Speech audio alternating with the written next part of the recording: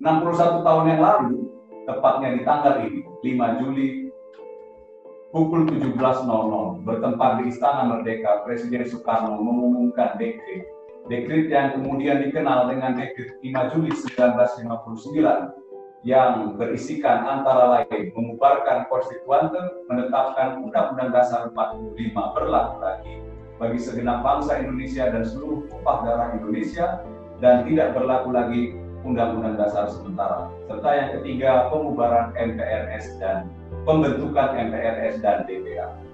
Lahirnya Dekret Presiden 5 Juli 1959 ini tidak bisa dilepaskan dari kegagalan konstituante membentuk sebuah undang-undang baru sebagai pengganti UUD 1945. Konstituante gagal mencapai kata sepakat karena tak ada satu kekuatan politik di konstituante yang mendapatkan 2/3 suara.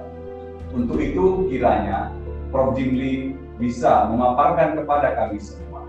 Yang pertama, apa saja latar situasi politik yang melatar belakangi keluarnya Dekret 5 Juli 1959. Pasti ada Prof. latar belakangnya politik yang mungkin bisa dijelaskan kepada kami semua di sini. Yang kedua, dalam sejarahnya kemudian ternyata Indonesia pernah keluar juga dekret, Prof, utamanya di Presiden Abdurrahman Wahid. Nah, mengapa kemudian dekret Presiden Gus Dur itu tidak berhasil seperti dekret 5 Juli 1959 yang dikeluarkan oleh Presiden Soekarno? Serta bagaimana pengaruh dekret 5 Juli 1959 ini kepada sistem ketatanegaraan Indonesia secara umum. Untuk itu, dengan penuh rasa syukur, dengan penuh rasa bangga, kami persilahkan kepada Profesor Dr. Jimli Asidiki untuk menyampaikan paparannya. Kami persilahkan, Pak. Baik, Assalamualaikum warahmatullahi wabarakatuh. Assalamualaikum warahmatullahi wabarakatuh. Alhamdulillah, saya bersyukur ada prakarsa mengadakan diskusi ini. Malah bagus sekali ini. Pertama, idenya persis, meskipun hari Minggu, tapi ini kan persis tanggal 5 Juli. 5 Juli itu hari penting. Nah, jadi saudara-saudara kepikir bahwa 5 Juli mengadakan diskusi walaupun hari Minggu. Ya, di tengah COVID kan Minggu, Senin sama aja bagi kita kan. Nah, jadi saya senang sekali, saya ucapkan apresiasi dan sebetulnya bila perlu ya, nanti seterusnya setiap tahun ini harus diadakan ini upaya khusus untuk mengingat dan memperingati tanggal 5 Juli ini sebagai peristiwa konstitusional, peristiwa politik. Sebenarnya ini lebih penting dari 1 Juni. 1 Juni kan hanya pidato Bung Karno sebagai salah seorang anggota BPUPKI. Betul, itu bersejarah. Tapi 5 Juli ini lebih menentukan ini perjalanan konstitusional negara kita. Jadi saya senang sekali ada inisiatif ini, bahkan saya sudah forward juga ke beberapa kampus, para guru tata negara, bahkan pimpinan MPR, mestinya ada inisiatif bikin acara kayak begini, paling nggak didiskusikan. MPR tuh duitnya banyak sekali tuh untuk program pengkajian dan program sosialisasi konstitusi 4 pilar. Mestinya program ini digerakkan menjadi kegiatan di semua fakultas hukum, membicarakan tanggal 5 Juli ini, karena ini sangat penting, menandai lahirnya Republik kelima Indonesia. Nah, jadi konstitusi kita ini menandai Republik keempat, ya. Konstitusi kita ini kan sudah 5 versi. Pertama, Undang-Undang Dasar yang disahkan 18 Agustus tahun 45. Kemudian Konstitusi RIS sesudah kita berubah menjadi negara serikat. Kemudian Undang-Undang Dasar sementara tahun 50. Lalu ya ini dengan Dekret 5 Juli ini, jadi ini naskah keempat. Nah, apa perbedaan antara Undang-Undang Dasar yang didekretkan 5 Juli dengan Undang-Undang Dasar yang ditetapkan 18 Agustus. Beda sekali. Bedanya adalah terutama menyangkut ya status penjelasan Undang-Undang Dasar. Tahun 45 tanggal 18 Agustus penjelasan Undang-Undang Dasar kan belum ada. Itu baru disusun bulan Februari ya tahun 1946. Nah, penjelasan itu ketika Dekret 5 Juli itu dimasukkan menjadi bagian yang tidak terpisah. Maka penjelasan Undang-Undang Dasar itu melengkapi naskah batang tubuh, naskah pembukaan Undang-Undang Dasar. Maka saya sering menamakannya ini konstitusi yang berbeda, walaupun judulnya sama, tapi kandungan isinya beda. Dan itulah membuat Republik kita menjadi Republik keempat. Nah, nanti sesudah reformasi tahun 1999 yang kita jadikan pegangan karena kesepakatannya adendum perubahan Undang-Undang Dasar dengan cara lampiran, perubahan 1, 2, 3, dan 4 itu kan cuma lampiran. Maka naskah asli per 5 Juli 59 itu masih ada sampai sekarang resminya. Tapi ditambah 4 lampiran. Nah, maka Undang-Undang Dasar 45 sesudah reformasi, nah itu yang saya sebut Republik kelima. Jadi naskah-naskah Undang-Undang Dasar ini harus kita pelajari, dan 5 Juli 59 ini sangat menentukan karena kita kembali memberlakukan Undang-Undang Dasar tahun 45 plus ya, memasukkan penjelasan Undang-Undang Dasar menjadi bagian yang tidak terpisahkan, plus satu lagi di dalam Kepres 150 tahun 1959 ada penegasan mengenai Piagam Jakarta menjiwai Undang-Undang Dasar 45. Nah, jadi konteks meaning ya, kontekstualitas makna dari konstitusi yang disahkan 18 Agustus, Piagam Jakarta 22 Juni, lalu pidato Bung Karno 1 Juni, itu konteks historisnya harus dibaca. Tapi sesudah Dekret Presiden tahun 59 ada penegasan di pertimbangan terakhir keputusan Presiden 150 yang memberlakukan kembali Undang-Undang Dasar 45. Ada penegasan di pertimbangan terakhir bahwa kami berkeyakinan. Nah, itu sebelum teken itu kami berkeyakinan. Nah, itu bunyi pertimbangan terakhir bahwa Piagam Jakarta tertanggal 22 Juni 1945 menjiwai Undang-Undang Dasar 1945 dan adalah merupakan suatu rangkaian kesatuan dengan konstitusi tersebut. Nah, ini ada penegasan kayak begitu. Ini tentu maknanya beda. Kenapa berbeda? Karena sekarang orang sepertinya enggan mempelajari dan mengaitkan kandungan pengertian Undang-Undang Dasar 45, kandungan Pancasila, dikaitkan dengan Piagam Jakarta. Orang enggan, ya kan? Nah, sebetulnya ini karena zaman Orde Baru dulu. Di zaman Orde Baru itu seolah-olah ya Pancasila itu ketat kaku, ialah Pancasila sebagaimana tertulis tertuang di alinea keempat ya, pembukaan Undang-Undang Dasar 45. Titik. Nah, sejarah bagaimana dia terbentuk itu diabaikan. 1 Juni nggak disebut-sebut. Pidato Bung Karno tidak disebut-sebut. Bahkan yang ditonjolkan misalnya oleh Nugroho Noto Susanto sebagai perwira TNI yang jadi guru besar sejarah dan kemudian jadi rektor dan pernah menjadi Menteri Pendidikan dan Kebudayaan, itu sangat menekankan sumbangan jasa dari Muhammad Yamin, Supomo, sehingga jasa Bung Karno itu seakan-akan dipendam. Jadi peristiwa 1 Juni pidato Bung Karno itu bersamaan dengan upaya desukarnoisasi selama Orde Baru itu ditenggelamkan.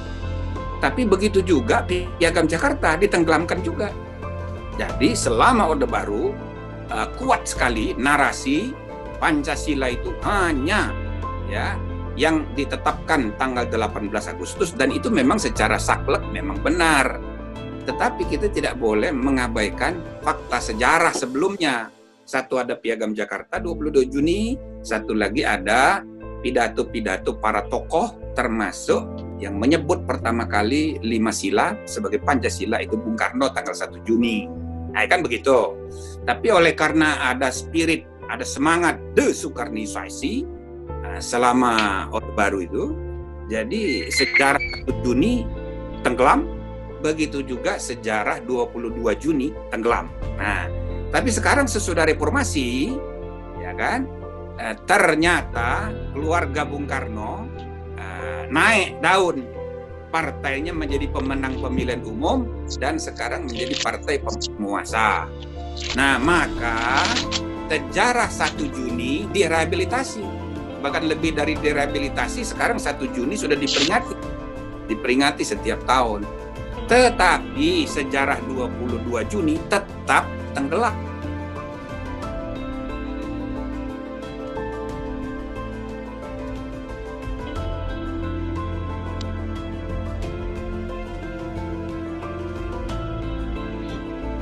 Prof. Jimli mohon izin suaranya di mute, Prof.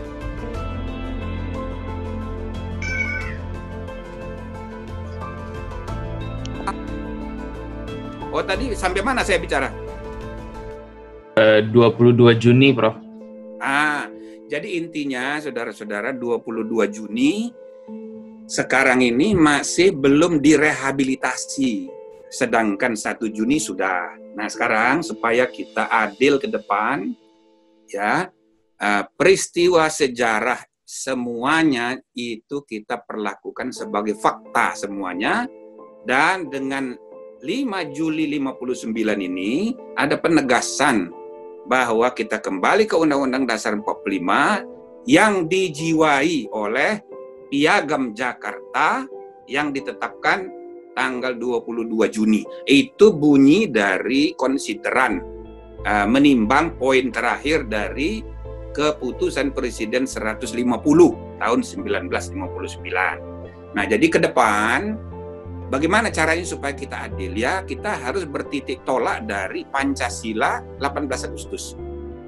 Kita jangan lagi mundur ke belakang, jangan lagi mundur ke perdebatan satu di konstituante. Itu kan diperdebatkan antara Islam dan kebangsaan juga.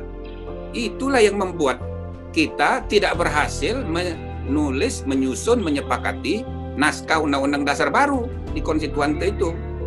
Nah, balik lagi ke belakang ke perdebatan di BPUPKI, lalu berakhir dengan rumusan tim 9 yang juga diketuai oleh Bung Karno, namanya Piagam Jakarta. Tapi menjelang pengesahan tanggal 18 Agustus, ada kasak kusuk, ada negosiasi. Nah, itulah yang di sejarah disebut gentleman agreement. Jadi ada 7 kata yang berkaitan dengan syariat Islam dicoret. Dan semua tokoh-tokoh Islam terima itu sebagai kenyataan yang penting kita bersatu untuk merdeka, bersatu untuk maju, kan begitu. Nah, jadi apa yang disepakati tanggal 18 Agustus itu jangan diganggu-ganggu lagi. Jangan mundur lagi ke belakang. Seperti sekarang di dalam RUU HIP dimuat lagi Ekasila, dimuat lagi Trisila, ketuhanan yang berkebudayaan. Itu persis versinya 1 Juni yang sebaiknya kita jangan lagi balik ke perdebatan lama. Kita cukup jabarkan, kita cukup fokus mengimplementasikan versi Pancasila, ya, bukan yang Piagam Jakarta, bukan yang 1 Juni, ya, tetapi yang 18 Agustus. Nah, supaya kita bersatu untuk kemajuan, jangan lagi larut dalam diskusi, debat masa lalu, terlalu romantis ke masa lalu. Nah, jadi peringatan 5 Juli tahun 1959, 61 tahun yang lalu ini, hari ini penting sekali untuk kita meluruskan sejarah, baik 22 Juni maupun 1 Juni itu kita terima sebagai bagian yang tidak terpisahkan dari sejarah. Dua-duanya menjiwai perjalanan konstitusional bangsa dan negara kita ke depan. Jadi nggak usah kita berpihak ke salah satu fakta sejarah hanya gara-gara ya konstelasi politik, konfigurasi kekuasaan sedang dikuasai oleh kelompok orang yang mengusung ide 1 Juni, ide 22 Juni, misalnya begitu. Nggak usah begitu, kita pokoknya sama-sama sekarang ya, kita luruskan semuanya itu menjiwai, tapi kita fokus mengimplementasikan Pancasila dan Undang-Undang Dasar 45 sebagaimana hasil kesepakatan tertinggi kita. Nah, saya rasa ini yang penting sekali makna peringatan 5 Juli tahun 59 ini. Nah, tentu saudara-saudara sekalian, dari segi latar belakang itu tadi sudah dijelaskan ya. Pertama, Presiden Soekarno sendiri 22 April, jadi sebelum Juli itu melihat gelagat konstituante tidak berhasil menyepakati ya pasal-pasal yang krusial, terutama menyangkut dasar negara. Maka Presiden Soekarno sudah memberi masukan, memperingatkan atau mengusulkan, menganjurkan bagaimana kalau kita kembali saja ke Undang-Undang Dasar 45. Tapi itu tidak digubris, tidak ada keputusan sama sekali dari konstituante. Nah, bahkan pernyataan-pernyataan dari anggota dari masing-masing partai itu menggambarkan mereka tidak mau lagi melanjutkan sidang, maka kesimpulannya tidak mungkin konstituante melanjutkan tugasnya yang dipercayakan oleh rakyat untuk membuat undang-undang dasar. Nah, itu yang menjadi pertimbangan kedua Bung Karno, ya kan, untuk memberlakukan ya dekret ini.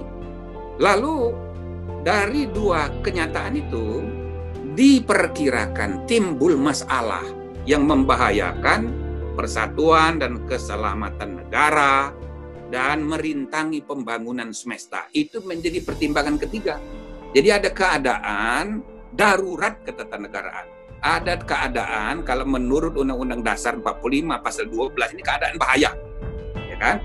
Nah, atas dasar itulah dengan dukungan sebagian terbesar rakyat dan didorong keyakinan Bung Karno sendiri, maka dianggaplah oleh Presiden terpaksa menempuh satu-satunya jalan untuk menyelamatkan negara proklamasi, ialah memberlakukan kembali Undang-Undang Dasar 45. Plus, poin terakhir dari pertimbangan ialah bahwa kami berkeyakinan Piagam Jakarta bertanggal 22 Juni menjiwai Undang-Undang Dasar 45 dan merupakan satu rangkaian kesatuan dari konstitusi. Nah, pertimbangan-pertimbangan inilah membuat lahirnya keputusan Presiden.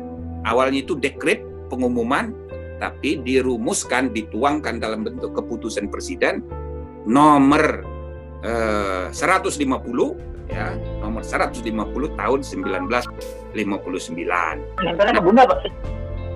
Jadi saudara-saudara sekalian, Kepres 150 ini menjadi bentuk bangunan hukum dari dekret itu, dan di dalamnya ya ada lampiran ya, naskah Undang-Undang Dasar yang terdiri atas pembukaan Undang-Undang Dasar, batang tubuh pasal 1 sampai pasal 37 plus penjelasan tentang Undang-Undang Dasar 45 yang mencakup penjelasan umum dan penjelasan tentang pasal-pasal.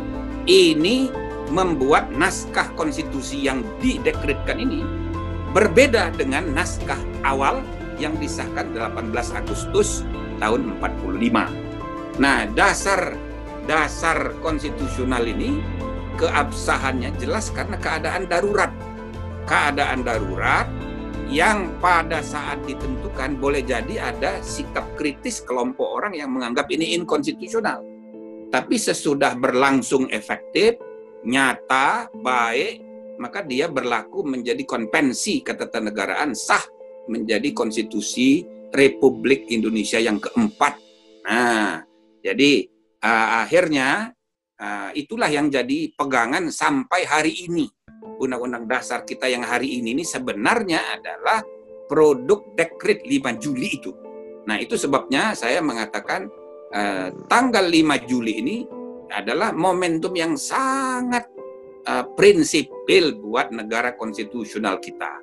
Karena isinya itu lebih konkret, ya, walaupun Undang-Undang Dasar Proklamasi ialah 18 Agustus. Sesudah proklamasi 17 Agustus, 18 Agustus disahkan oleh PPKI yang diketuai juga oleh Bung Karno. Tetapi naskah yang kita jadikan pegangan sekarang tidak lain adalah naskah Dekret 5 Juli 59. Perubahan 1, 2, 3, dan 4 itu hanya lampiran saja. Nah, kalau ini diteruskan, nanti ada perubahan kelima, perubahan keenam, dan seterusnya seperti tradisi perubahan constitutional amendment di Amerika yang sudah 27 kali. Jadi naskah asli, naskah pegangan utama tetap versi Dekret 5 Juli 59, termasuk di dalamnya ada penjelasan. Walaupun di dalam pasal terakhir aturan tambahan di perubahan keempat Undang-Undang Dasar tahun 2002 yang lalu dikatakan dengan perubahan Undang-Undang Dasar ini, maka Undang-Undang Dasar Negara Republik Indonesia tahun 1945 terdiri atas pembukaan dan pasal-pasal. Penjelasan sudah nggak disebut lagi. Tetapi oleh karena penjelasan itu masih ada di naskah asli, maka dia tetap harus dijadikan rujukan historis.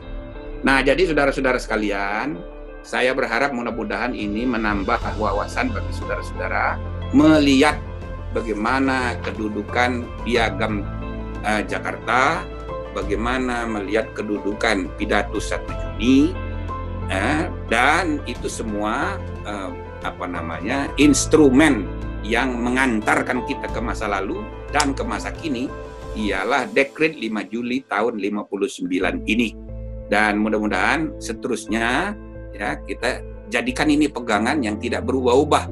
Sebab ada saja kelompok yang menganggap ini bukan Undang-Undang Dasar 45 yang asli.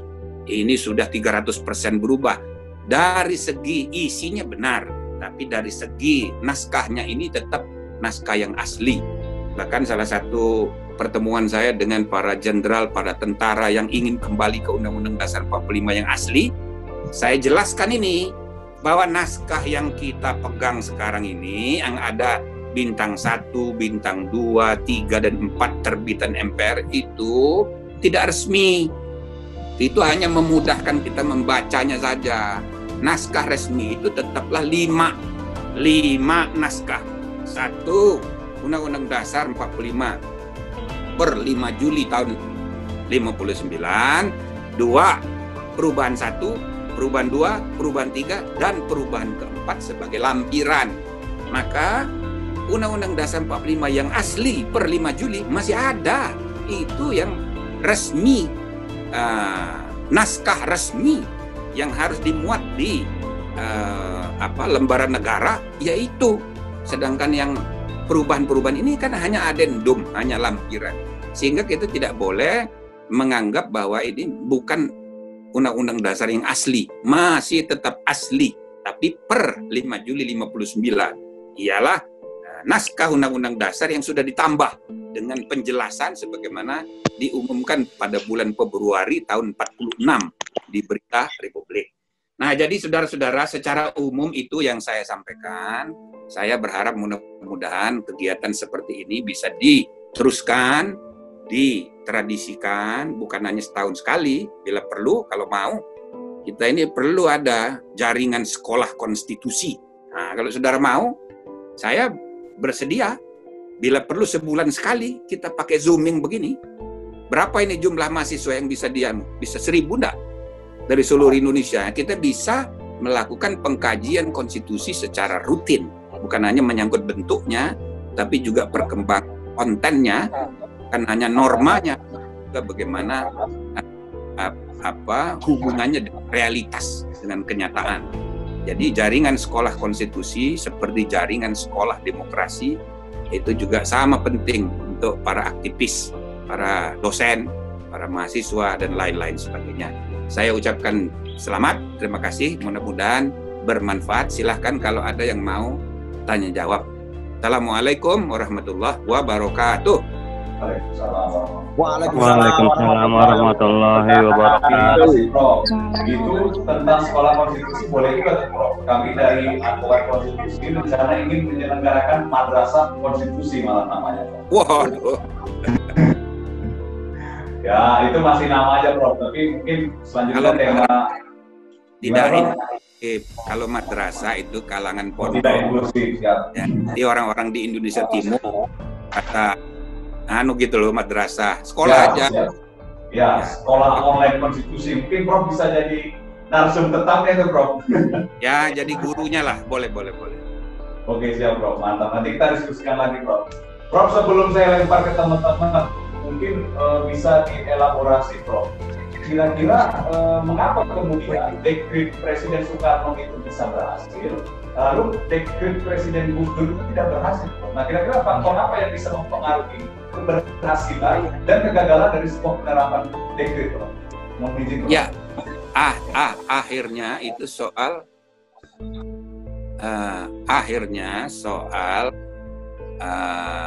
penerimaan publik, diterima atau tidak. Nah, kalau kasus Gus Dur itu kan tidak diterima karena dia melawan ius communis opinio doctorum. Nah, jadi melanggar prinsip-prinsip doktrinal, dipahami di akal sehat publik.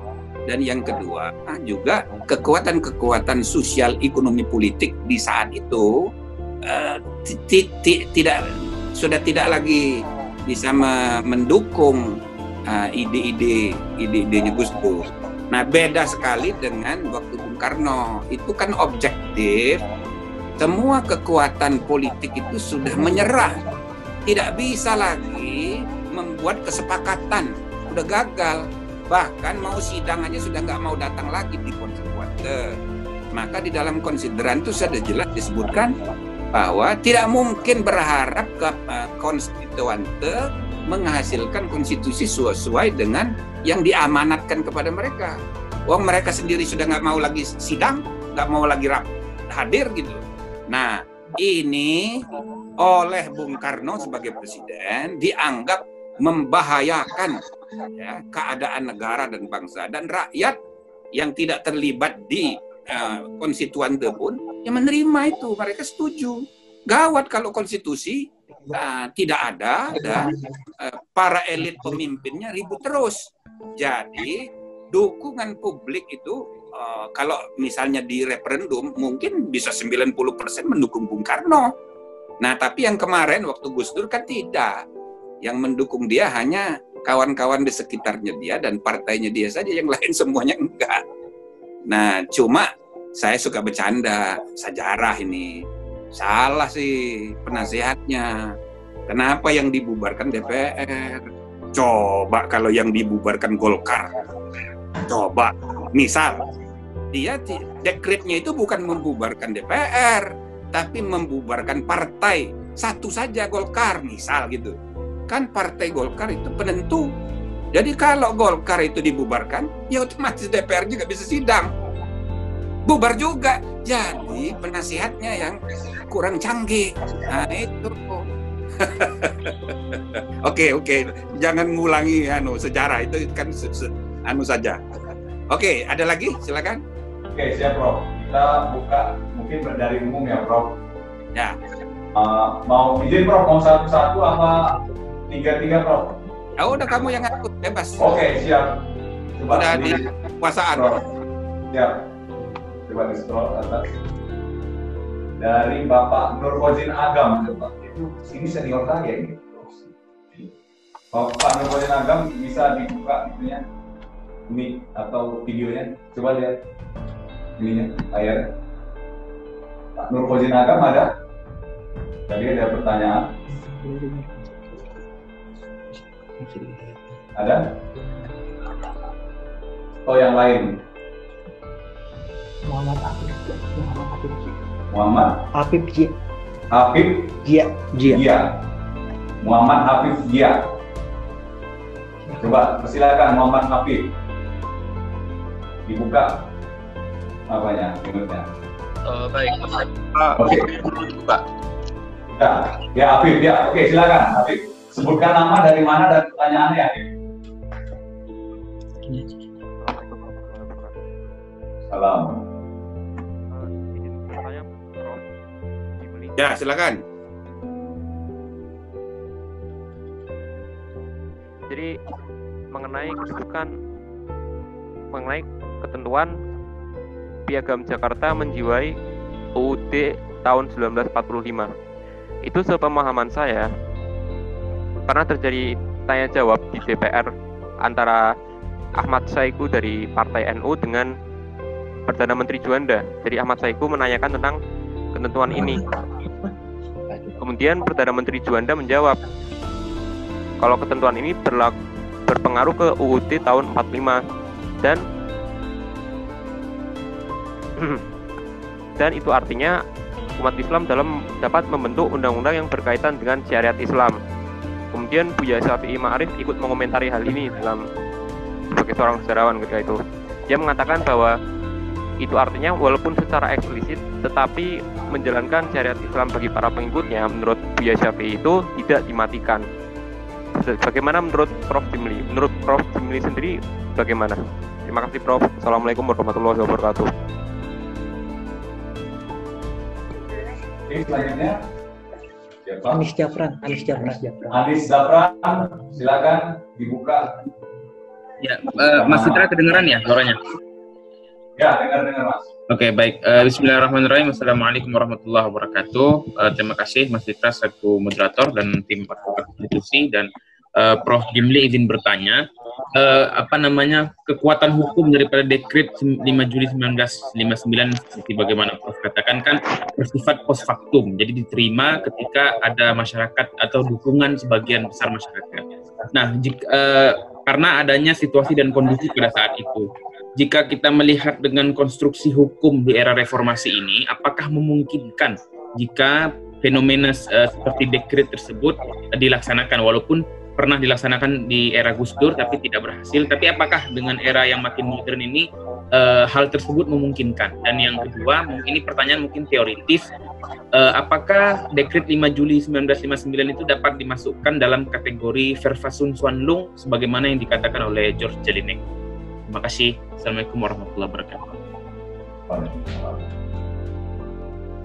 Oke, selanjutnya Izin. Imam Andri.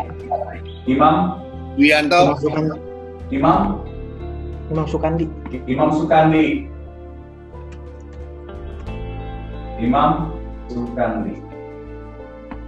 Hadir. Silakan Mas Imam ya. Silakan Mas. Nama, asal. Ya. Terima kasih. Mohon izin moderator Jimli yang saya hormati. Ada beberapa pertanyaan. Yang pertama adalah apakah dekret ini kedudukannya itu sama seperti Undang-Undang Dasar? Karena dekret ini bisa mengembalikan dari Undang-Undang Dasar sementara kembali ke Undang-Undang Dasar 1945. Pertanyaan yang kedua adalah apakah produk hukum dari Presiden ini seperti dekret dan penpres dan inpres pada waktu itu yang sekarang sudah menjadi perpres dan kepres itu bagaimana kedudukannya dalam tata urutan peraturan perundang-undangan?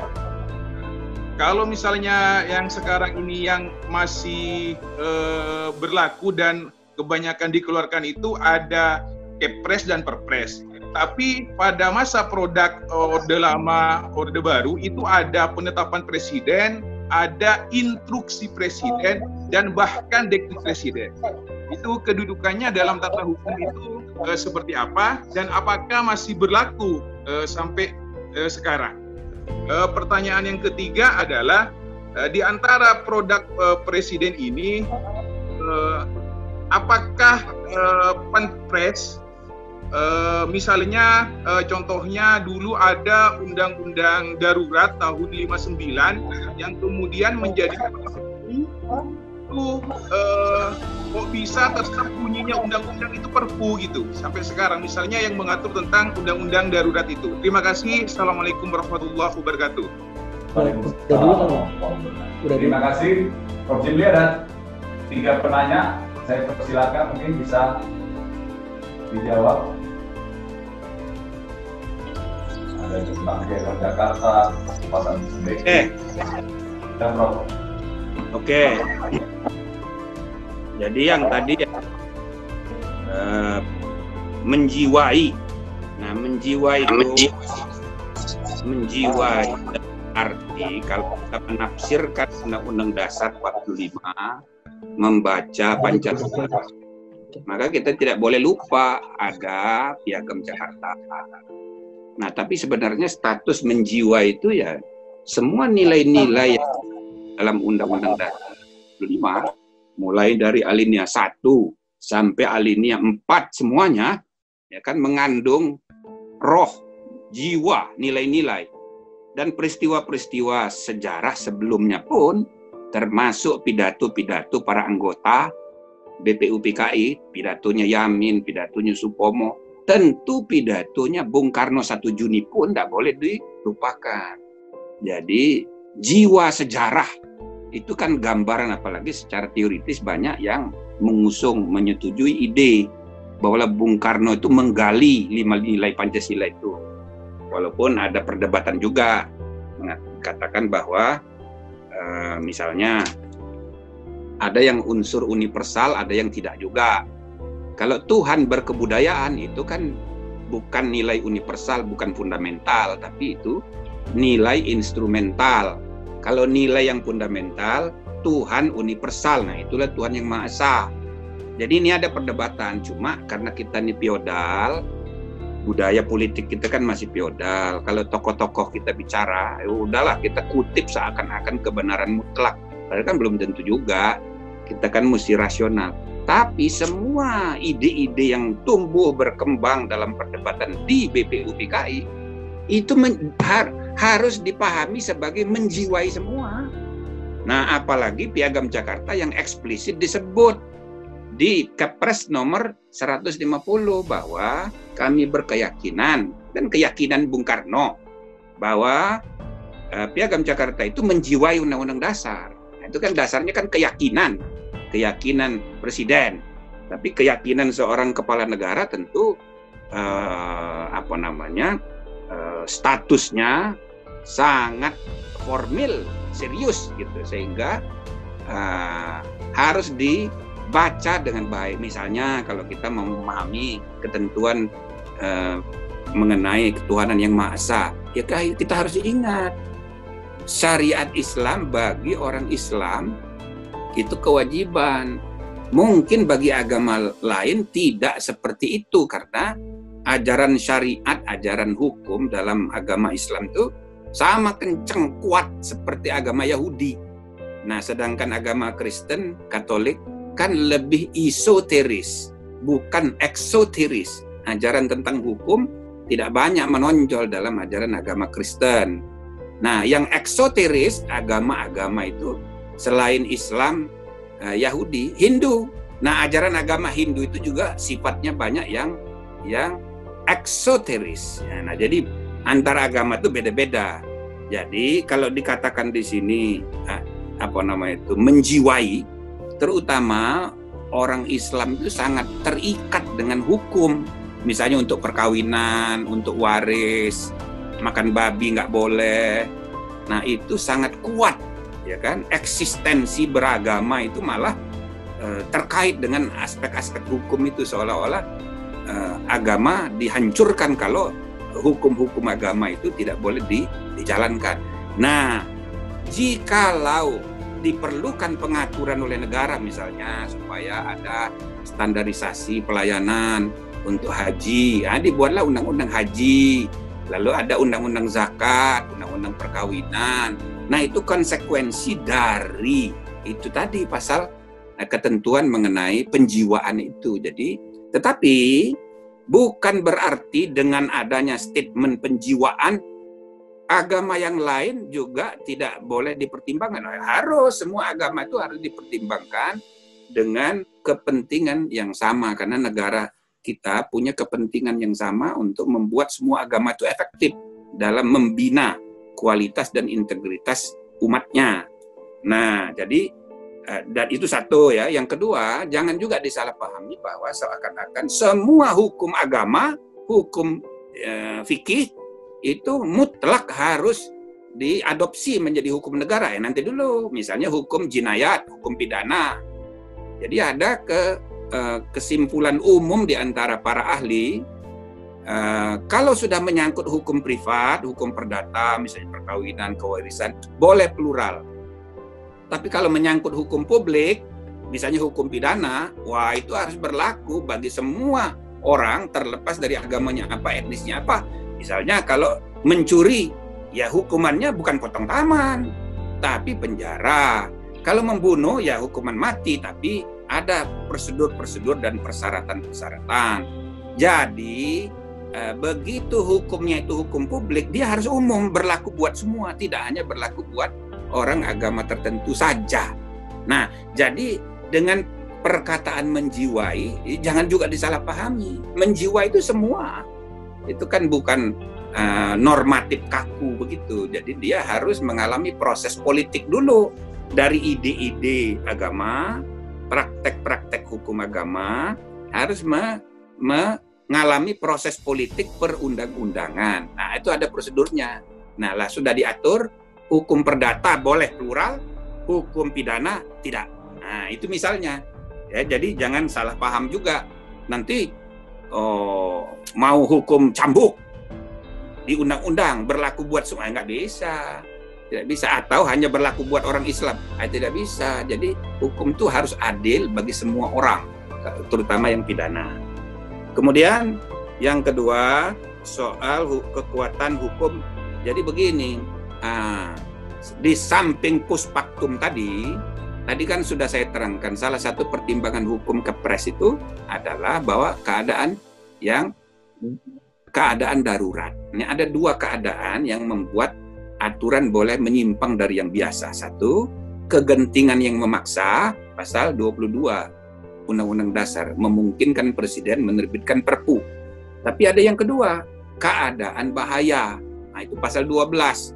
Di semua konstitusi modern, itu ada dua rejim hukum.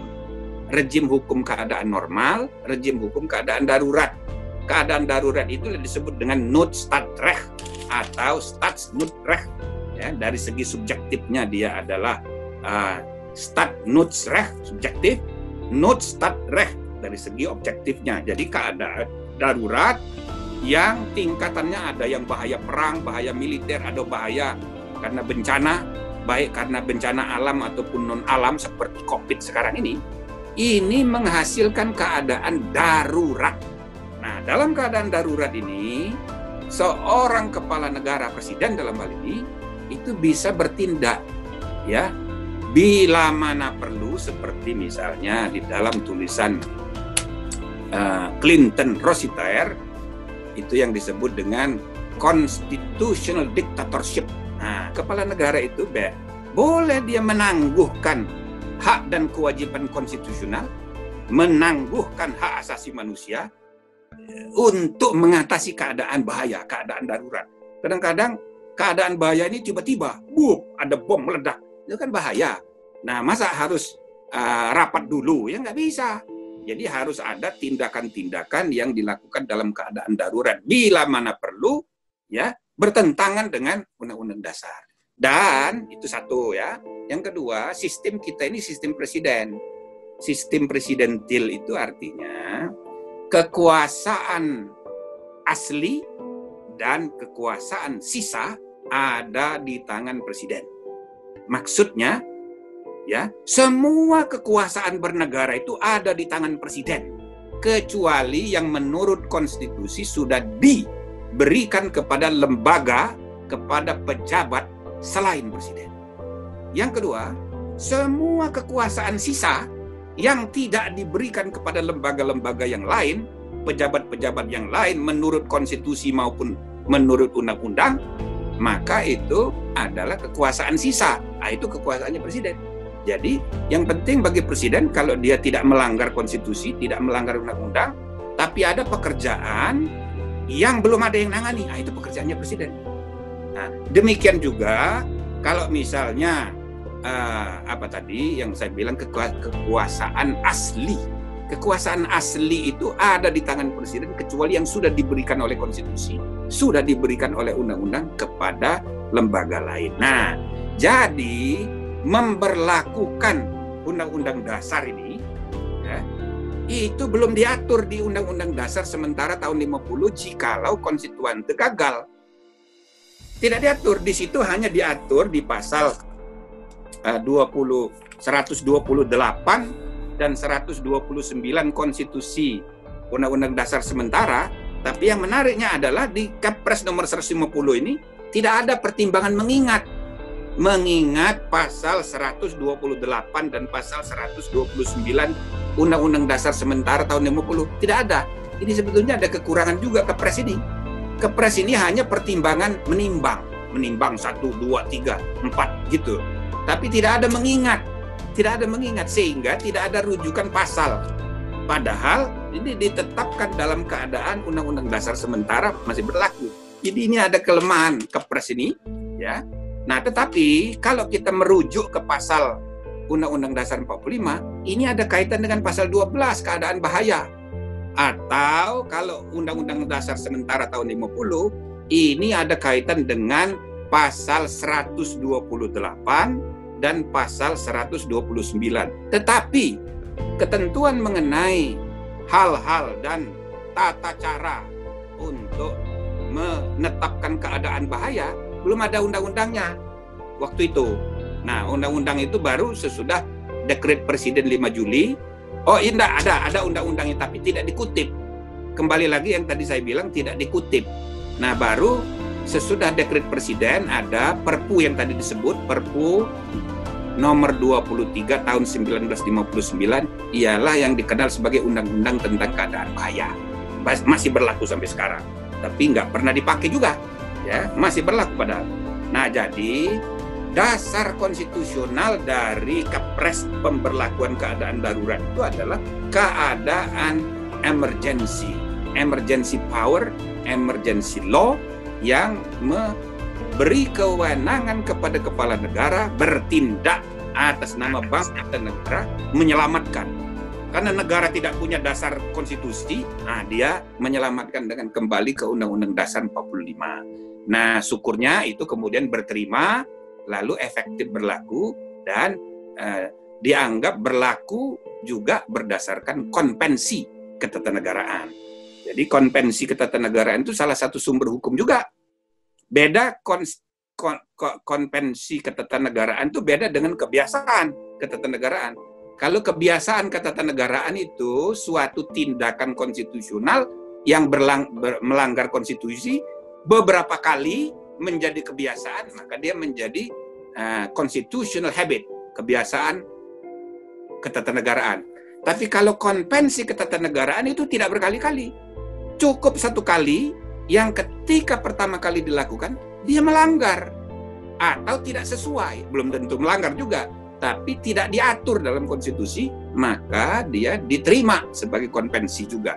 Jadi sah, ini konstitusional yang namanya Kepres tentang pemberlakuan keadaan kembali ke Undang-Undang Dasar ini, karena di dalam konstitusi sementara tahun 50 kebetulan tidak diatur hal-hal yang berkenaan dengan kegagalan konstituante. Nah, jadi dengan kegagalan itu tidak diatur, bukan berarti yang tidak diatur itu inkonstitusional, tapi itu belum diatur. Maka kembalilah tadi yang saya kemukakan, ialah kekuasaan asli dan kekuasaan sisa dalam sistem presiden ada di tangan presiden.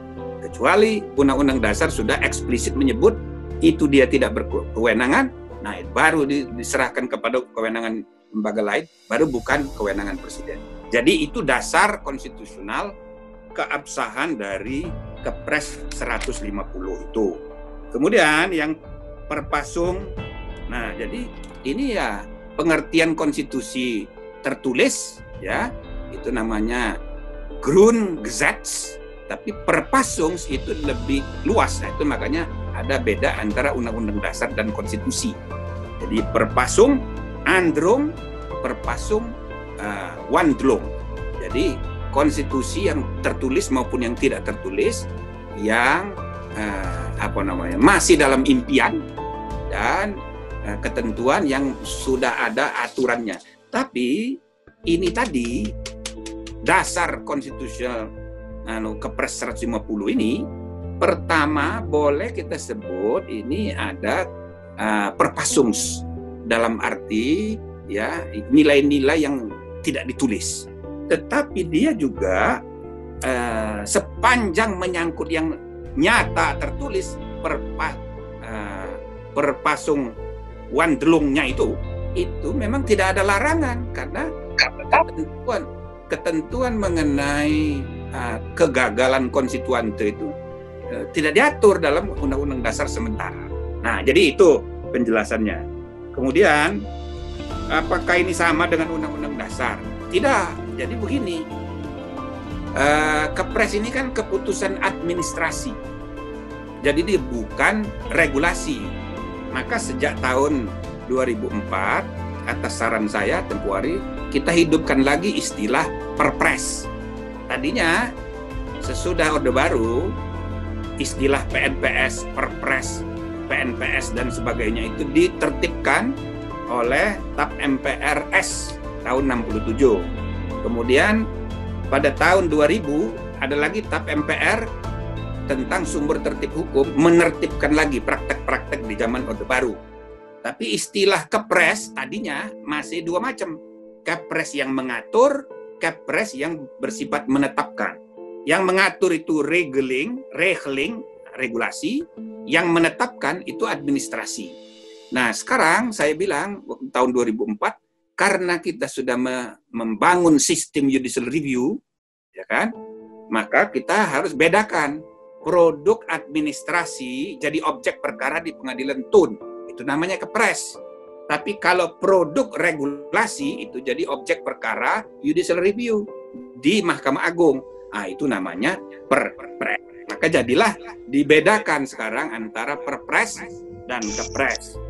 Kalau Inpres apa? Kalau Inpres itu lain lagi. Itu Beleidsregels, isinya ngatur tapi bukan peraturan. Nah, jadi kembali lagi ke Kepres 150, dia bukan peraturan, nggak bisa disederetkan dengan pengertian Undang-Undang Dasar. Undang-Undang Dasar dan perubahan, kemudian ada undang-undang, ada PP dan seterusnya ke bawah, itu regulasi. Isinya norma umum, abstrak. Tapi kalau yang ini keputusan administrasi, ya beda. Jadi Kepres, keputusan menteri. Nah, tentang memberlakukan Undang-Undang Dasar itu yang dibutuhkan dua, satu deklarasi keadaan darurat, sempurnanya begitu, ya.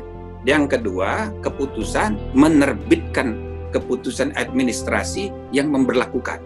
Nah, dasar hukumnya konstitusi. Jadi Undang-Undang Dasar baik tertulis maupun konstitusi, ya, aturan konstitusional sebagaimana tadi saya jelaskan, termasuk hukum keadaan darurat, itu menjadi dasar konstitusionalnya.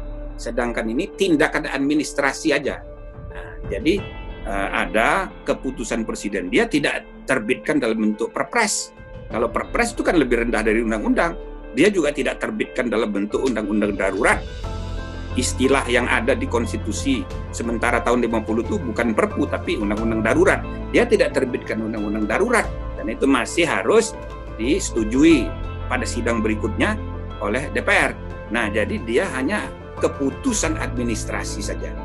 Nah, sebetulnya untuk seterusnya ini ada diskusi khusus saja mengenai apa peranan keputusan administrasi itu. Misal ya, sekedaran di Amerika pengesahan undang-undang oleh presiden itu dengan Kepres, pengesahan undang-undang itu. Jadi bukan kop suratnya itu bukan presiden kayak kita ini kan kop suratnya presiden. Nah, gitu. Nah, jadi yang langsung presiden yang mengesahkan di naskah undang-undang. Kalau di Amerika enggak ada signing statement sendiri, signing paper sendiri. Nah itu kayak kepres, ya kan? Sedangkan kop suratnya di Amerika itu judulnya Kongres. Nah gitu. Nah sekarang sebetulnya di Indonesia harus kayak begitu juga. Karena pembentuk undang-undang sekarang ini bukan lagi presiden, tapi DPR. Nah dengan begitu boleh diterima presiden nggak teken undang-undang. Ini masa Perpu datang dari presiden, sesudah dibahas disetujui oleh DPR, malah nggak diteken. Dan kop suratnya presiden. Bagaimana ini? Kan kacau ini. Nah, jadi harus dibedakan nanti soal regulasi, produk administrasi, produk adjudikasi. Regulasi itu produk perundang-undangan, yang kedua produk administrasi, yang ketiga produk adjudikasi. Itu putusan-putusan pengadilan. Oke, lanjut.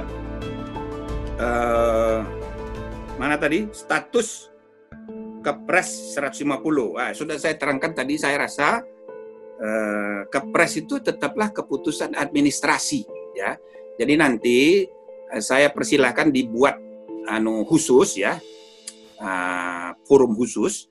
Nanti kita bedakan itu mana yang regulasi, mana yang. Jadi produk hukum itu banyak orang tidak menyadari. 1, produk regulasi, 2, produk administrasi, 3, produk adjudikasi, ya kan? Lalu ada lagi kontrak, konvensi, lalu ada lagi ya namanya Beleidsregels, policy rules, kayak misalnya manuals, SOP, termasuk inpres. Hati-hati, inpres itu kadang-kadang ya itu mengatur duit triliunan, tapi dia bukan peraturan dan dia tidak boleh melanggar peraturan. Inpres, instruksi menteri, surat edaran menteri. Dalam praktek, surat edaran itu lebih efektif dari undang-undang. Pejabat di daerah nggak pernah baca undang-undang, tapi baca surat edaran dari dirjen, dibaca. Jadi, semua ini produk hukum. Jadi, jangan sampai produk-produk hukum kita hanya memperhatikan peraturan perundang-undangan saja. Itu namanya sarjana peraturan, bukan sarjana hukum. Sarjana hukum itu harus mempelajari semua produk hukum. Silakan kalau ada lagi yang lain. Ya, terima kasih Prof. Luar biasa. Nanti mungkin kita bisa buat yang itu Prof, perbedaan peraturan. Karena terus. Karena saya melihat memang saya pernah bekerja di salah satu lembaga negara Prof. Jadi kalau melihat peraturan itu ternyata tidak hanya undang-undang Prof. Yang bawahnya itu permen peraturan menteri itu lebih teknis pelaksanaan di lapangan, ternyata justru pakai yang itu daripada pakai yang undang-undang. Ya. Ada yang raise hand ini Prof, atas nama Tiara Mirani. Nah, silakan Tiara, sebutkan asal dan dari mana, Pak. Tiara dibuka. Apa? Ada yang nanya Prof. Tiara, raise hand, silakan coba. Tiara bisa dibuka. Raise hand ada 2 orang, Tiara dan Jean. Mana duluan ini yang bisa? Tiara Mirani, coba di-unmute. Nggak bisa. Jean? Tuh ada yang raise hand tuh. Ya, Jean, coba Jean. Nggak bisa di-unmute. Ya, selamat siang Prof. Oh ya, Jean, silakan. Sebutkan nama ya, nama, asal. Ya, saya Jane Dinaristi dari Otoritas Jasa Keuangan. Saya mau nanya Prof ke Prof Jimli.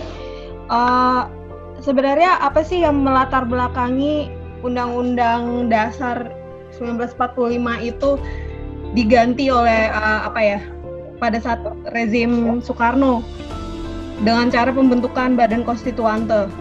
Nah, mengapa tidak Undang-Undang 45 itu, Undang-Undang Dasar 45 itu saja yang diamandemen seperti yang terjadi di beberapa tahun yang lalu gitu Prof.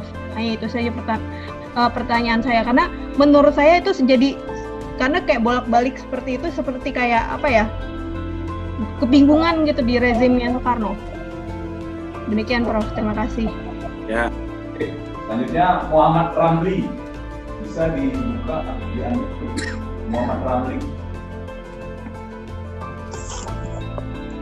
Ramli, bisa? Ya. Ya, silakan Pak. Nama dan asal, silakan Ramli. Saya dari Surabaya, Mas. Mau nanya berkaitan dengan kekuasaan pemerintahan negara.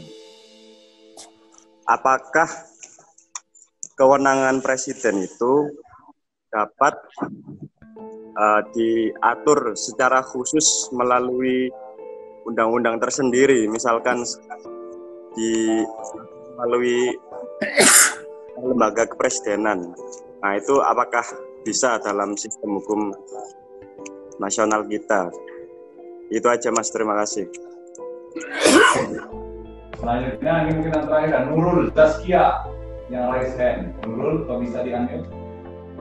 Ya, terima kasih Kak. Assalamualaikum warahmatullahi wabarakatuh. Selamat siang yang terhormat Prof. Jimli dan kakak moderator. Jadi saya mahasiswa Fakultas Hukum Universitas Hasanuddin angkatan 2017. Saya mau bertanya Pak, jadi ini kan Dekret Presiden 1959, dia produk hukumnya berupa keputusan Presiden, yang mana keputusan Presiden sekarang diakuinya sebagai basiking. Artinya adalah dia hanya mengikat ke dalam saja internal dari pemerintahan itu sendiri. Namun kalau kita melihat ini undang-undang dasar dan segala perubahannya Pak, apakah dengan sistem hukum yang sekarang ini kemudian masih diakui atau justru dengan dia dalam produk hukum keputusan presiden akan justru menjadi multitafsir untuk kemudian ditentukan kira-kira ini kewenangan siapa untuk mengadili Pak. Nah kemudian juga apakah seperti peraturan kebijakan maupun keputusan yang sifatnya basiking ini tidak akan mungkin berdampak keluar atau justru berpotensi untuk berdampak keluar Pak, karena aturnya kan dalam. Tetapi kalau kita melihat ada beberapa konteks justru akibat dari keputusan presiden ataupun keputusan lainnya dan peraturan kebijakan ini terkadang berdampak keluar ke masyarakat. Sebagai contoh saja misalnya kemarin yang diajukan oleh Yayasan Lembaga Bantuan Hukum Indonesia, itu mereka mengajukan surpres yang terkait dengan presiden melimpahkan kewenangan untuk merumuskan undang-undang cipta kerja, yang mana dia menunjuk beberapa menteri yang dalam hal ini masyarakat yang menurut Prof sendiri bagaimana Prof? Terima kasih. Ya, terima kasih. Baik Prof, ada 3 Prof. Ya. Ya, silakan Prof.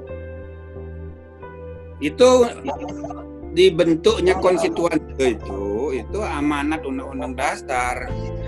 Di tahun 45 Undang-Undang Dasar 45 itu kan disepakati sebagai Undang-Undang Dasar kilat.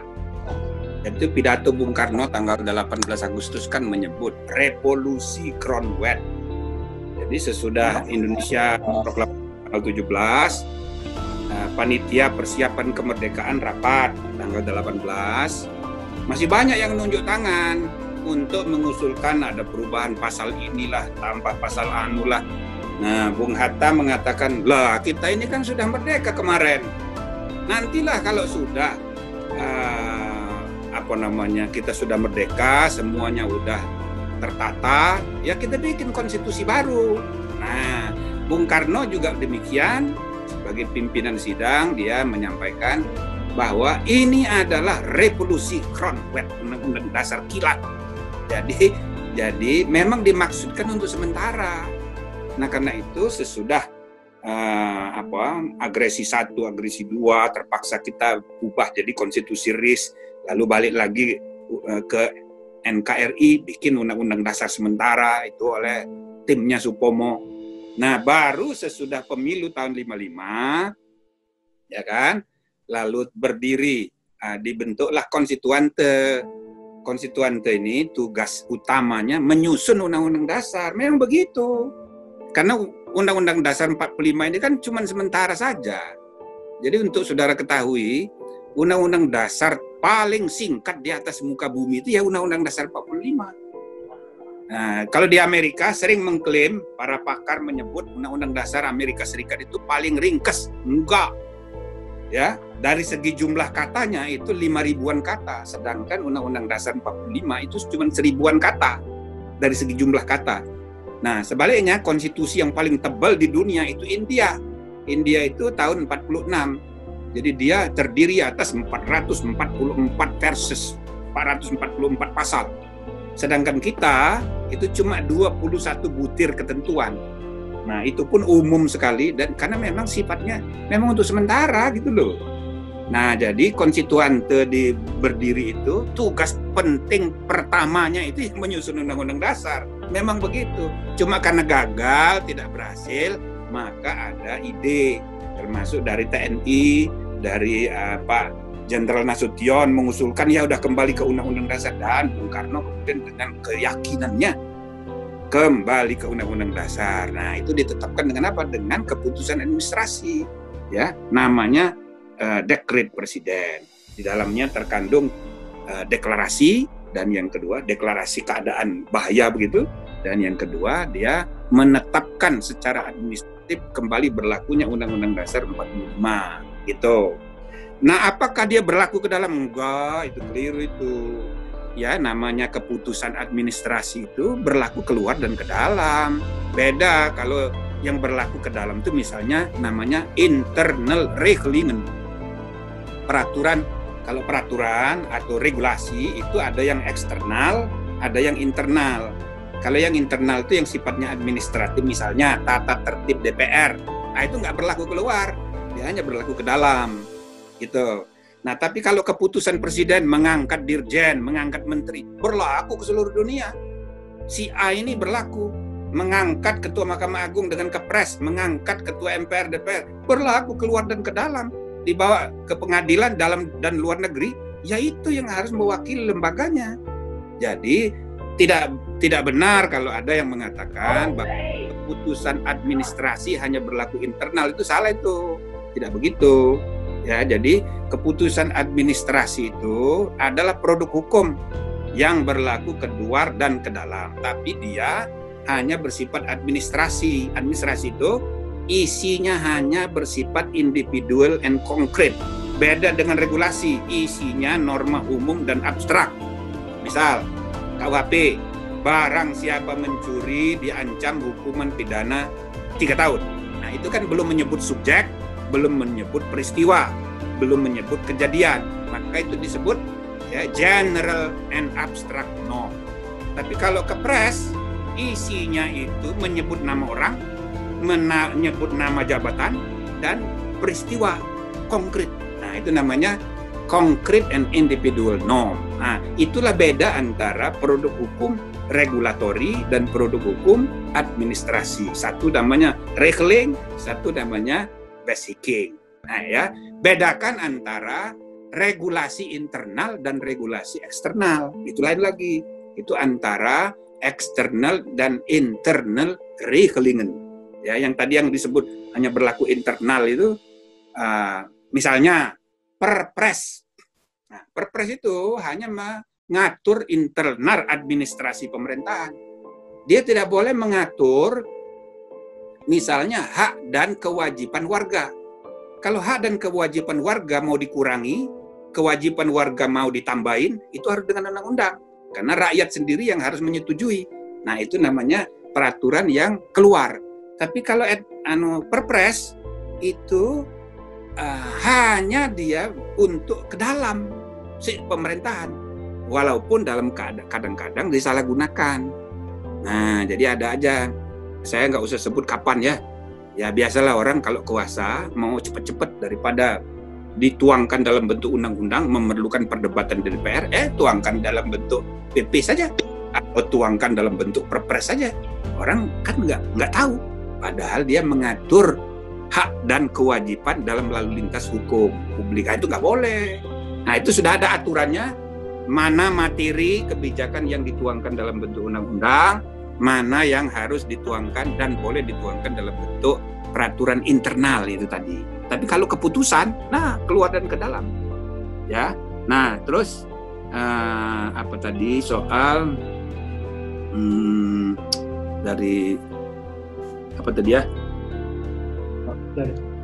Kewenangan kekuasaan pemerintahan negara, apakah kewenangan presiden dapat diatur secara khusus melalui undang-undang tersebut? Oh iya.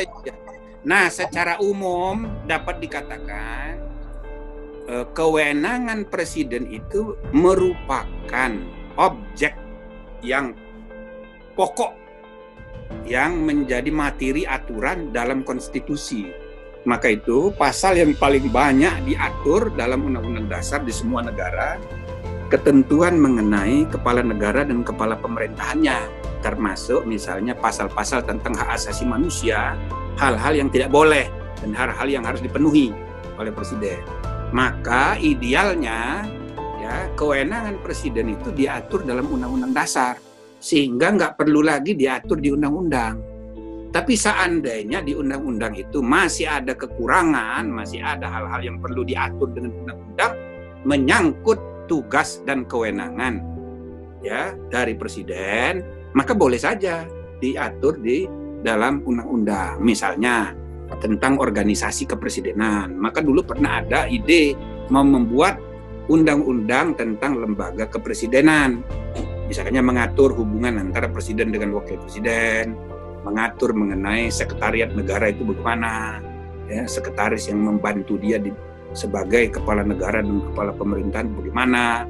Hal-hal teknis begitu belum diatur di konstitusi, mau diatur di undang-undang. Pernah ada.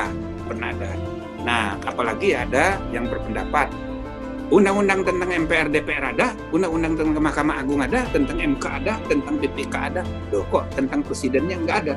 Ya kan? Ya karena memang itulah objek utama dari pengaturan Undang-Undang Dasar. Jadi sepanjang dia nggak diperlukan, udah cukup di dalam Undang-Undang Dasar aja. Itu kira-kira jawabannya. Walaupun bukan berarti salah kalau misalnya ada, asal dipastikan bukan hal-hal yang udah diatur di dalam Undang-Undang Dasar. Saya kira begitu. Secara umum saya jawab. Ya, oke. Terima kasih Prof, sudah 2 sesi. Apa satu sesi lagi apa cukup Prof? Ya boleh terakhir. Oke, terakhir. Ada yang raise hand nggak? Firmansyah? Satu lagi. Tes. Siapa ini? Halo. Firmansyah, ya silakan. Ya.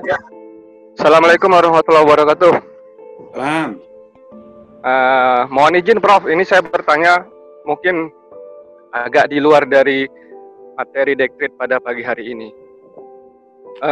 Yang saya pertanyakan adalah kenapa tidak ada aturan undang-undang mengatur bahwa setiap pemimpin, baik itu dari level presiden sampai tingkatan bupati, ketika mereka menyampaikan visi misi ataupun janji-janji mereka kepada rakyat, baik itu di kampanye terbuka maupun kampanye tertutup, mestinya para pemimpin yang terpilih harus memenuhi janji-janji mereka gitu loh. Ketika tidak mampu memenuhi janji-janji mereka, ada sanksi hukum yang melekat kepada pemimpin yang terpilih, baik presiden, bupati, bahkan ke anggota legislatif mungkin. Nah, kenapa? Karena di sini mereka akan menentukan kualitas gitu loh. Kualitas di dalam membuat suatu undang-undang kalau di legislatif, kemudian kualitas pemimpin baik dari presiden maupun sampai bupati dalam menentukan kebijakan-kebijakannya, dan sampai dengan menunaikan kewajiban mereka ketika mereka berjanji pada saat kampanye terbuka maupun tertutup. Di sini kita suka lupa gitu loh. Lupanya, seumpama saya ambil contoh pemimpin Kabupaten A, janjinya muluk-muluk sampai dituangkan dalam visi misi mereka dan terpilih, cuman pada saat pemimpin mereka menjabat dan sampai dengan akhir jabatannya itu tidak terlaksana 100%, dan kembali lagi mereka mencalonkan gitu loh.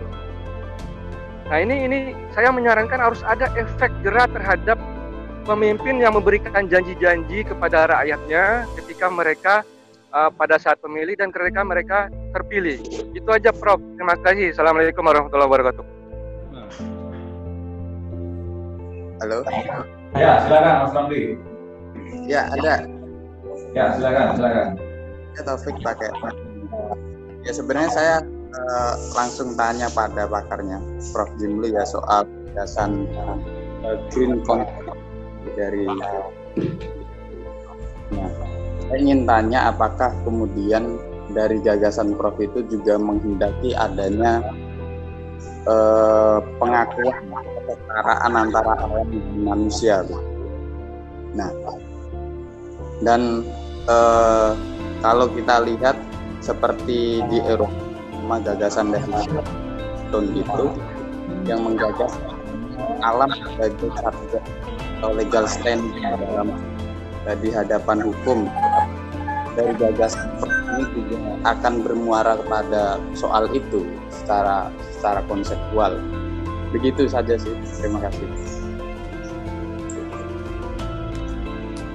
Terima kasih Mas. Yang terakhir, yang resen coba ada siapa lagi?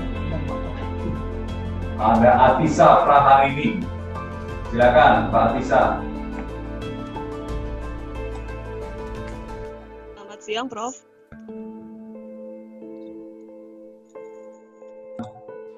Silakan. Selamat siang, Prof. Mohon izin, ini di luar materi dekrit. Apabila hendak merevisi rancangan undang-undang terkait materi kewenangan lembaga negara, hal-hal apa yang harus diperhatikan? Apakah misalnya terkait pemisahan fungsi operator, regulator, dan fungsi pengawasan? Terima kasih. Terima kasih Mbak Atisa. Silakan Prof, ada 3. Utamanya rata-rata tidak menyangkut dekret, Prof. Kalau yang pertama tadi nggak jelas saya apa ya? Pemimpinan tidak memenuhi janji, Prof. Nah, yang pertama tadi yang nggak jelas. Nggak jelas, Prof. Kami juga nggak jelas tadi di sini. Jadi diganti. Jadi diganti dengan yang itu tadi, Prof. Pemimpinan tidak menepati janji, efek. Ya, silakan, Prof. Ya kalau kampanye itu selalu diatur di Undang-Undang Pemilu bahwa dia harus menyampaikan janji kampanye, tapi itu kan mengikatnya secara moral aja, tidak bisa mengikat secara hukum. Paling mengikat bisa ditingkatkan, mengikat secara politik, yaitu dia bisa di-impeach. Nah, dia bisa diberhentikan dengan menjadikan tidak memenuhi janji sebagai alasan untuk memberhentikan. Misalnya karena dikatakan bahwa itu perbuatan tercela, melanggar sumpahnya demi Allah, nah, tapi dia nggak laksanakan. Jadi kalau presiden itu termasuk perbuatan tercela apa bukan? Nah itu termasuk. Kalau dia janji eksplisit A, lalu dia kerjakan B, dia melanggar janji dan itu perbuatan tercela. Nah, jadi bisa dijadikan alasan untuk pemberhentian. Soal politik apakah cukup suara di MPR dan DPR itu soal lain. Tapi bahwa itu menjadi alasan karena di dalam ketentuan impeachment, ketentuan pertanggungjawaban, alasan untuk memberhentikan seorang presiden dan atau wakil presiden, itu salah satunya perbuatan tercela. Ya kalau dia tercela, nah itu ya melanggar sumpah itu kan demi Allah. Nah itu adalah perbuatan tercela sekali, gitu loh. Jadi bisa dilakukan. Nah hal yang sama itu juga bisa dilakukan kepada semua public officials yang dipilih melalui pemilihan umum, sama yang melalui DPRD pun bisa begitu, bisa di-impeach melalui proses sesuai dengan yang sudah diatur di undang-undang. Nah yang kedua, sanksi politik, yaitu jangan dipilih lagi, begitu aja. Jadi saya rasa, nah yang ketiga itu ada istilah constituent recall. Jadi kalau itu yang bisa dilakukan. Misalnya anggota DPD itu bisa diberhentikan kalau misalnya sekian jumlah pengusung pemilihnya itu merasa tidak puas, dia bisa mengajukan ke untuk diberhentikan. Nah hanya kalau DPR itu itu belum bisa karena di undang-undang diatur tidak ada itu constituent recall, yang ada itu party recall. Jadi seorang anggota DPR dan DPRD bisa diberhentikan kalau partainya yang merecall dia.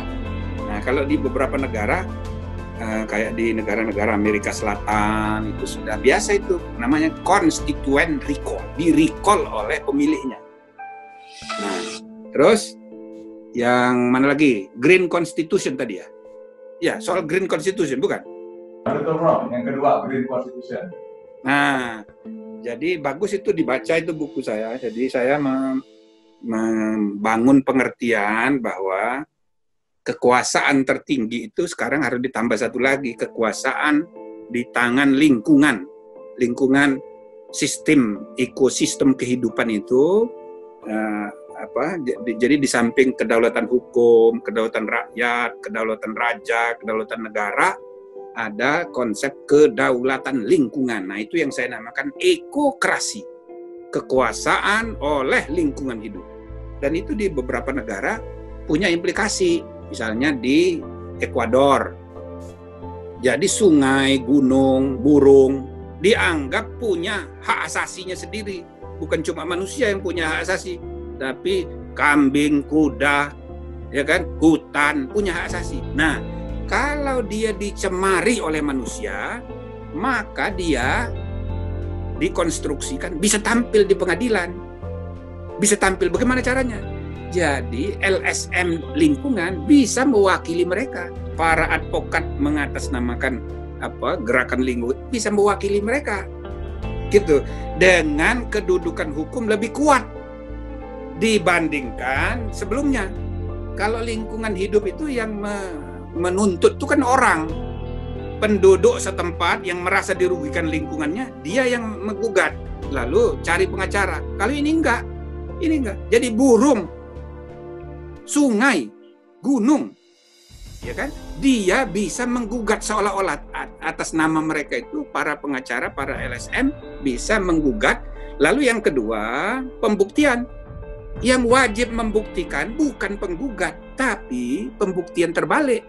Jadi yang membuat kebijakan, yang membuat undang-undang, yang membuat keputusan harus membuktikan bahwa keputusan mereka itu tidak melanggar hak-hak asasinya sungai, hak asasinya gunung, hak asasinya binatang. Nah, itulah konsep ekokrasi dan the nature's right, ya. Dan itu sudah dimuat di dalam konstitusi yang paling hijau di dunia sekarang ini. Itu yang saya sebut itu Ekuador itu. Konstitusi Ekuador itu ada konsep mengenai hak asasi lingkungan. Nah, kalau di kita masih bagian dari pengertian HAM, hak asasi manusia di pasal 28H, yaitu hak asasi manusia atas lingkungan yang baik dan sehat. Nah, jadi hak asasi manusia lingkungan yang bersih, lingkungan yang baik dan sehat itu belum menjadi hak asasinya alam lingkungan. Nah, jadi konstitusi Ekuador itu lebih green dari Undang-Undang Dasar 45. Tetapi Undang-Undang Dasar 45 sudah green, tinggal implementasinya. Itu yang saya sebut green constitution. Nah, terus yang terakhir tadi mengenai untuk merevisi kewenangan lembaga negara, yang penting ya jangan melanggar konstitusi aja. Boleh aja ada undang-undang tentang KPK, itu kan dibentuk dengan undang-undang tentang kejaksaan dibentuk dengan undang-undang. Mau diubah kewenangannya ya diatur aja dengan undang-undang, boleh, tapi tidak boleh melanggar konstitusi. Gitu loh. Sekarang ini kan ada kecenderungan memisah antara operator dengan regulator. Itu kan teori lama itu, seolah-olah harus dipisah supaya jangan konflik kepentingan. Tapi sekarang ini misalnya banyak komisi-komisi negara malah campur. KPPO dia ngadili, tapi dia juga regulator, tapi dia juga administrator. Nah, itu campur, mix. Komisi pengawas persaingan usaha, begitu juga. KPU, tapi ya dia ngatur, dia juga menyelenggarakan, tapi ada pengawasnya Bawaslu. Jadi tergantung kebutuhannya. Kayak misalnya BI sekarang dipisah dengan OJK. Nah, sekarang ada wacana lagi OJK mau dibubarkan. Waduh, kok belum terlalu lama mau bubarin lagi, bagaimana sih ini? Jadi mau dikembalikan lagi ke BI. Nah, sepanjang tidak melanggar konstitusi nggak apa-apa, karena ketentuan di Undang-Undang Dasar pasal 23 itu hanya menyebut bank sentral saja, ya kan? Tidak ngatur OJK. Jadi boleh aja itu diatur ulang. Nah, tapi tidak selalu operator dan regulator, ya, dua hal yang harus terpisah, tidak selalu.